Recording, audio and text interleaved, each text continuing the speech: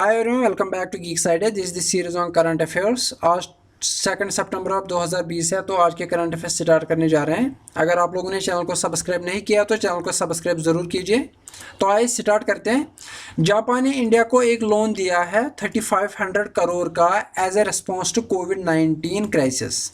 इसका इंटरेस्ट रहेगा 0.01% और रिडम्पशन पीरियड रहेगा 15 साल। जापान और इंडिया के बीच कुछ एक्सरसाइजेस होती है, धर्मा गार्डियन आर्मी एक्सरसाइज और एयर फोर्सेस की एक्सरसाइज एक शिन्यू मैत्री। जापान ने ज्वाइन किया है कोप इंडिया, एक एक्सरसाइज है जो इंडिया यूएस के बीच एक्चुअली होती है।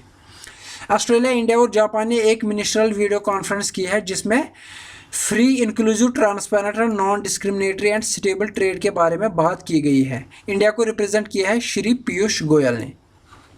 राजनाथ सिंह विजिट करेंगे रशिया फ्रॉम सितंबर 3 टू सितंबर 5। वहाँ पे क्या करेंगे? To attend defence ministers meet of SCO, CSTO and commonwealth security treaty organisation. SCO क्या है? Shanghai corporation organisation.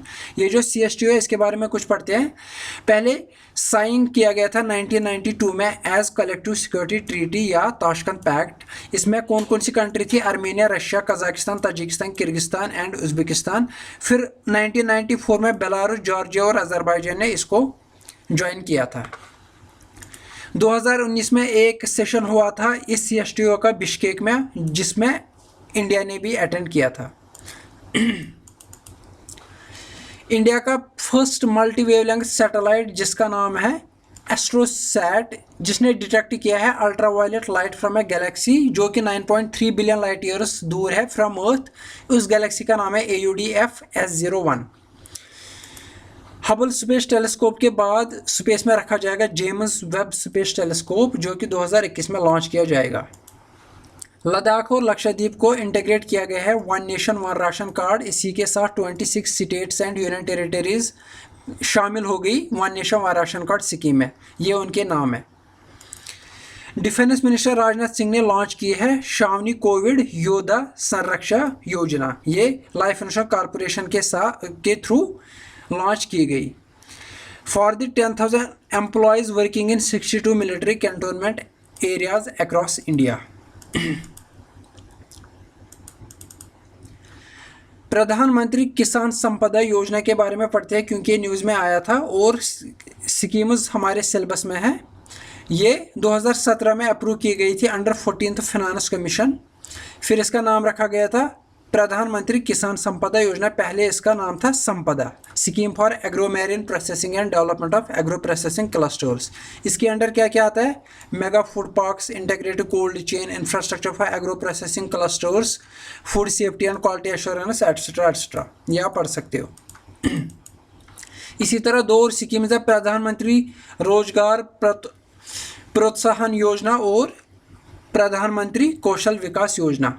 ये जो प्रोत्साहन योजना है ये किससे रिलेटेड है? एम्प्लॉयमेंट प्रोविडेंट फंड से रिलेटेड। इसके बारे में आप पूरा पढ़ सकते हो। और ये जो कौशल विकास योजना है ये it is to so that candidates will be trained and provided with training certificate. Deendayal Upadhyay Grameen Kaushal Yojana was launch to cater career aspirations of rural youth.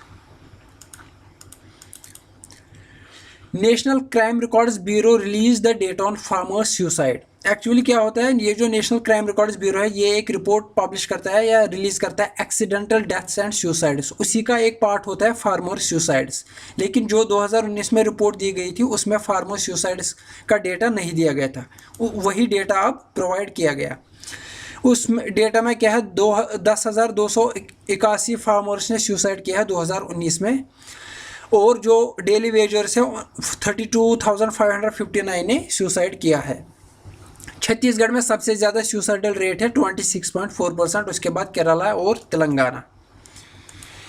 India और Russia are to hold bilateral naval exercise Indra 2020 Andaman sea. Andaman sea में ही India ने US के साथ naval exercise की थी, PASSEX exercise, जिसका नाम है passage exercise. World coconut day मनाया जाता है हर साल 2 सितंबर को। इस साल का थीम रहेगा invest in coconut to save the world. India में कोकोनट कहाँ कहाँ पे पाया जाता है? केरला, कर्नाटका, सुंदरबन, तमिलनाडु, आंध्रा। यूनियन कैबिनेट ने अप्रूव किया है national programme services capacity building called mission कर्मयोगी।